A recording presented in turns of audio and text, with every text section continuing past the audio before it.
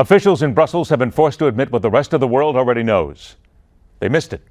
They missed their chance to stop the terrorist killers in their tracks and maybe save 31 lives. They ignored or were looking in the wrong places, if they were looking at all, for the men who would send shrapnel flying through an airport ticketing area, ripping into the flesh of innocents and leaving children without their mothers.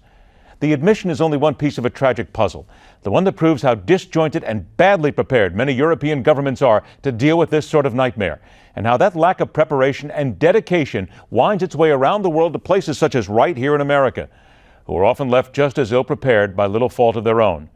Here comes the ugly reality. We are joined by the retired Army Lieutenant Colonel who spent his career in Special Forces and is now military advisor at Concerned Veterans for America, Scott Mann, along with a freelance writer based in the Netherlands, author of the book Radical State, How Jihad is Winning Over Democracy in the West, Abigail Esmond. I want to thank you both for being here. And Lieutenant Colonel Mann, I'm going to begin with you. I have a story in front of me that talks about a top U.S. counterterrorism official traveling in Europe, visiting Brussels, wanted to go there, learn more about the investigation after the attacks in Paris. The Belgian counterparts not welcoming. They brushed him off, said, look, we've got other things to do right now. Is this not right at the core of the problem here? There is no sharing. There is no intel. There is no work between all these communities, all these countries, and it is putting everybody behind the eight ball and putting everybody in danger.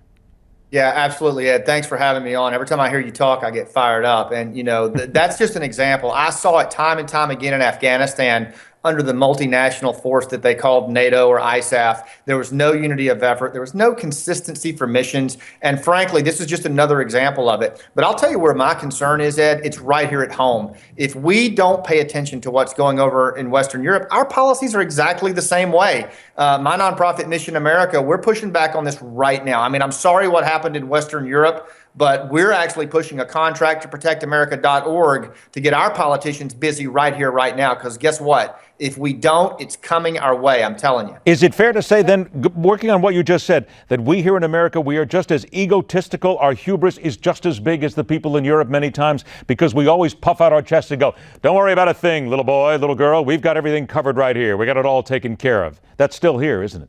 Absolutely. I tell you, Ed, as I look at this, the politicians and the pundits and the policymakers, and frankly, even some of our senior military leaders who keep telling us that they have it under control. It's been 15 years. They don't have it under control. That's why we're pushing the contract to protectamerica.org, because nobody else is coming. We're going to demand that our politicians take action in this political season, because if we don't, they're just going to keep doing the same thing they did starting in '02, and we're going to reap it at home. Abigail, let me get to you. In Brussels today, the justice and security ministers of the EU held a meeting in the wake of the Brussels attacks. They say they are seeking to enhance their anti-terrorism cooperation. It took 31 deaths to do it. What is the thinking of the people who watch there, yourself, journalists, people who see what's happening, and how badly prepared Brussels was, and seemingly how badly prepared the entire EU is when it comes to protecting themselves? I think I can't speak for other journalists. I think that the biggest problem has been a lack of coordination.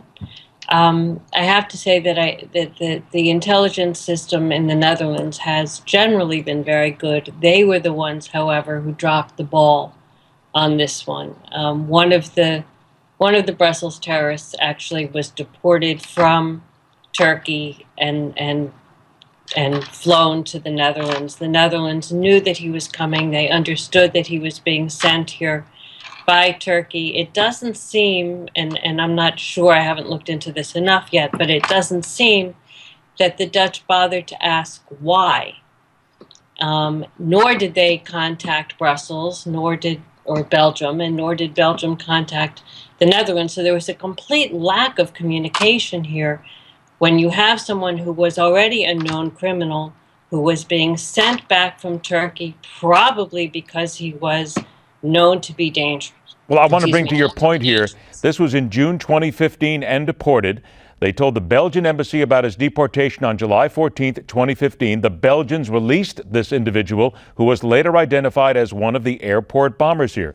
You talked about a lack of coordination here. But I keep hearing the words that I mentioned in my introduction. Keystone cops, I've heard today, that they don't have enough manpower. They don't have enough money. They don't seem to care enough to dig into this and get to the root of the problem. Why don't they care?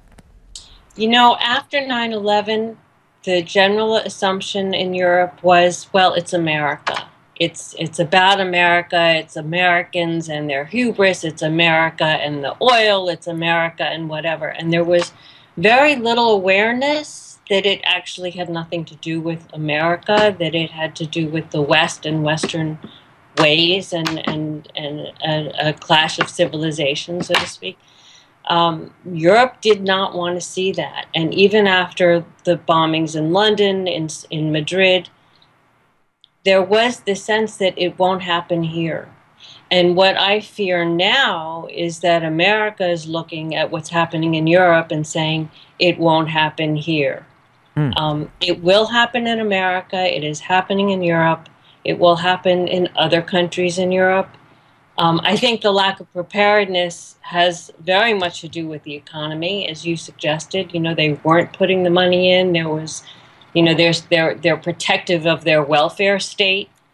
Well, let's get to that for just a moment here. I've only got a few minutes, but I want to bring the EU into this. Scott, hang on just a sec, because I'm going to get to you in this as well. But Abigail, with regard to the EU, is it not fair to say the EU is imploding before our eyes right now? And the EU's not getting the job done. They're not sharing. They don't trust each other. These countries work as individuals. They don't like each other. And a lot of that is part of what has happened here. The EU is a complete failure. And now we are seeing it, and it's costing lives. I think that there's something to that. I don't know that that's all of it. I think there's certainly something to that. But I think beyond not trusting each other, they simply don't get it. They don't get it. They well, don't I'll tell you what, they get it now. I mean, do you get the sense they get it now with 31 bodies? I'd like to say that they do, but you know what? They didn't get it after London. What makes you think they're going to get it now?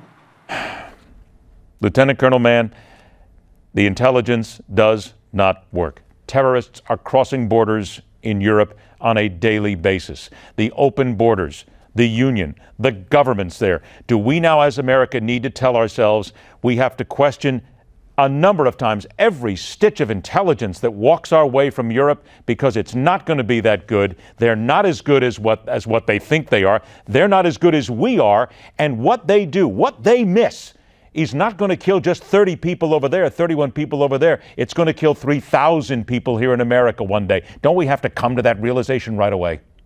Yeah, I think we do, Ed. But what concerns me is, yeah, this is an intelligence failure. But let's face it, this is a policy failure. Policy drives intelligence. And we have a president just the other day that said ISIS doesn't represent an existential threat to the United States. Does anybody really buy that? And if that is the president's policy on that, how do you think our intel's doing? I can tell you right now, right here in Tampa at Special Ops Command and other places, there's plenty of intel guys that are pushing up reports that get filtered down, and Islamist is removed from the violent extremist lexicon, and it doesn't make it into those reports. If we're going to beat these guys, we got to name our enemy here at home. That's what our Contract Protect America is about. And I'm telling you, if we just keep waiting on the politicians to do the right thing, Ed, they're not going to do it. They're going to keep replaying the 2002 playbook. We're going to have to demand they change it in this election cycle, and it starts with us, it starts with you, and every American watching this to demand it. Abigail, I have about 30 seconds for you. The citizens of the European Union now, the people who watch, they've seen their family members left bloodied in an airport and in a subway station. Is there any rise yet, any call for the governments to do something? Are the people starting to rise up in anger? No. No, I don't think it's anger that may change right now. It's mostly grief. I mean, think of Paris. Think of what happened after Paris. After Paris, Belgium wasn't ready. Holland wasn't ready. Germany wasn't ready. It's not just the politicians. It's not just policy. It's a consciousness. And that consciousness there's a sense of invulnerability, there's a sense of it's somebody else, And for some reason, even this, I don't think is going to get through. I wish it would. I don't get the feeling that it is. I am rarely speechless when I hear someone say something, but quite frankly, with what you just said, I think we're going to have to leave it there, because what you just said is frightening in so many ways, not just for Europe, but for America itself. Abigail Essman, thank you so much for bringing us that perspective. Lieutenant Colonel Scott Mann, thank you again. We're going to be back in touch because this is going to be an ongoing story. We have so much to talk about. Thank you.